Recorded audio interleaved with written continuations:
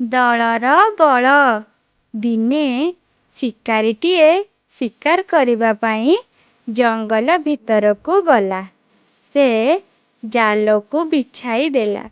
କିଛି ଚାଉଳ ତା ଉପରେ ବୁଣି ଦେଲା।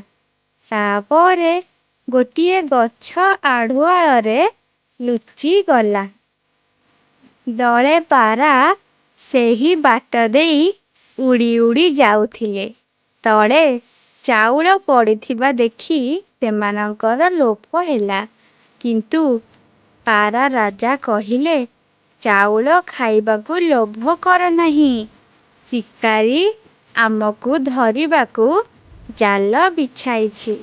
ନହେଲେ ଜଙ୍ଗଲ ଭିତରକୁ ଚାଉଳ କେମିତି ଆସିବ? ପାରାମାନଙ୍କୁ ଭୋକ ହେଉଥିଲା।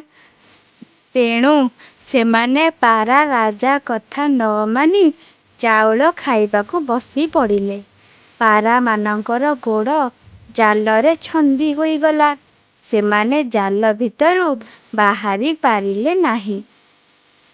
ପାରା ରାଜା କହିଲେ, ଦେଖିଲ, ମୋ କଥା କେହି ଶୁଣିଲ ନାହିଁ। ଆମେ ସମସ୍ତେ ବିପଦରେ ପଡ଼ିଲେ। ଏବେ ଆମେ କ'ଣ କରିବା? ଶୁଣ, ଜଣେ ଜଣେ ହୋଇ ଉଡ଼ିଲେ କେହି ବଞ୍ଚିବା ନାହିଁ। ଚାଲ ସମସ୍ତେ ଏକାଠି ମିଶି ଉଡ଼ିବା। ଏଥରକ ପାରା ରାଜା କଥା ମାନି ସବୁ ପାରା ଏକାଥରକେ ଡେଣା ହଲାଇ ଉଡ଼ିଲେ। ସେମାନେ ମିଳିମିଶି ଉଡ଼ିବାରୁ ଜାଲଟିକୁ ଉଡ଼ାଇ ନେଇ ଦୂରକୁ ଚାଲିଗଲେ। ଶିକାରୀ ବିଚରା ସେମାନଙ୍କୁ ଧରି ପାରିଲା ନାହିଁ। ପାରାମାନେ ଯାଇ ଗୋଟିଏ ପାହାଡ଼ ପାଖରେ ଓହ୍ଲାଇଲେ। ପାରା ରାଜାର ସାଙ୍ଗ ମୂଷା ସେଠାରେ ଗାତ କରି ରହୁଥିଲା। ପାରା ରାଜା ତାକୁ ଡାକିଲେ। ମୂଷା ବାହାରକୁ ଆସିଲା।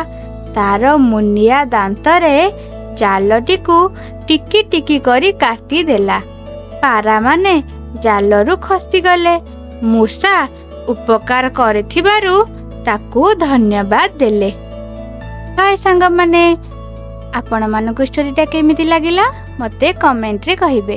ଭଲ ଲାଗିଲା ତ ଲାଇକ୍ କରିବେ, ଚ୍ୟାନେଲକୁ ସବସ୍କ୍ରାଇବ୍ କରିଦେବେ। ଏମିତି ଆହୁରି ଅନେକ ଷ୍ଟୋରି ଦେଖିବା ଓ ଶୁଣିବା ପାଇଁ ସାଙ୍ଗମାନଙ୍କ ସହ ସେୟାର କରିଦେବେ।